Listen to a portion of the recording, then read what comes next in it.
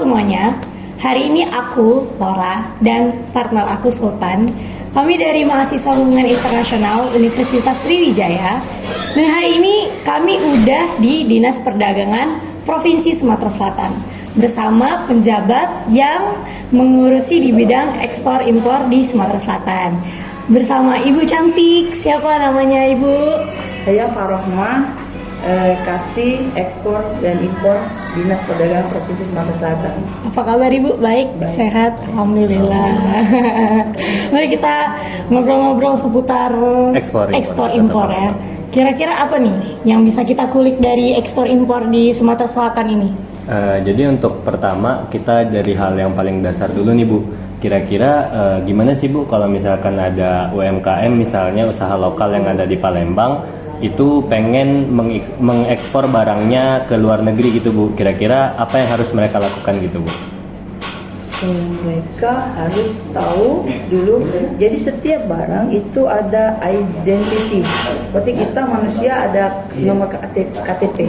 Jadi setiap komoditi itu ada kodenya masing-masing.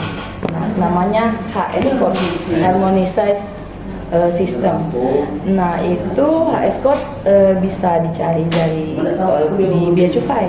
Kalau sudah dapat HS code-nya, itu nanti di browsing. Kalau untuk mengekspor barang komoditi itu dengan HS code yang sudah ditentukan, syaratnya apa aja, beda-beda. Setiap barang beda.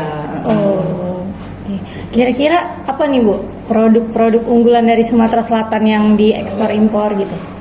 Kalau Sumatera Selatan itu lebih banyak ke sumber daya alam. Sumber daya alam yang belum diolah, masih mentah. Raw material, karet, batu bara, pupuk. Pupuk Sriwijaya Bu ya. Nah, itu lebih ke raw material, barang mentah. Kalau untuk lanjutannya nih Bu, setelah kita tahu HS code-nya sudah kita cari di Bea Cukai misalnya, nah itu kira-kira kita harus kemana? Apa yang kita perlukan gitu Bu? Kita harus cari dulu syarat itu barang tersebut itu apa aja untuk diekspor, beda-beda. Kalau seandainya kita juga yang antik itu kita punya ekspor paha kodok, udang dan paha kodok. Misal udang dan paha kodok itu berarti perikanan. Nah itu butuh dari karantina perikanan. Tapi kalau misalnya karet itu kan perkebunan dan pertanian itu harus ada uji dari karantina pertanian, beda-beda, nggak sama setiap itu. Nah ini, misal ini sumpit ini diekspor ke Jepang. Wih, Jepang jauh. Ini dibuat di sini di Palembang ke Jepang. Nah sumpit ini harus melalui dinas hutanan kan, ini kan karena kayu kita kan layak atau tidak. Kalau tanamannya dilindungi berarti tidak boleh pakai kayu itu salah satunya. Beda-beda sebetulnya. Oke Bu, selanjutnya itu kan kemarin di tahun 2019 itu sempat terjadi pandemi COVID gitu Bu yang mendunia. Nah, sewaktu terjadi pandemi tadi itu kemarin itu kira-kira ekspor di kita itu menurun apa malah naik Bu? Kalau ekspor Provinsi Sumatera Selatan itu tetap surplus tapi menurun. Kira-kira apa Bu penyebabnya? Karena kan mayoritas ekspor Indonesia Provinsi Sumatera Selatan ini ke Cina. Nah itu Cina lockdown. Beberapa negara itu melockdown negaranya. Berarti kan ekspor ke negara itu otomatis tidak ada. Jadi mandat Bu ya. Ya. Gitu. Terus apa Bu kendala utama yang dihadapi oleh pelaku usaha lokal di lokal Sumatera Selatan ini, dan bagaimana cara pemerintah provinsi itu untuk membantu pelaku usaha lokal itu? Saya rasa mereka susah mencari buyer ya.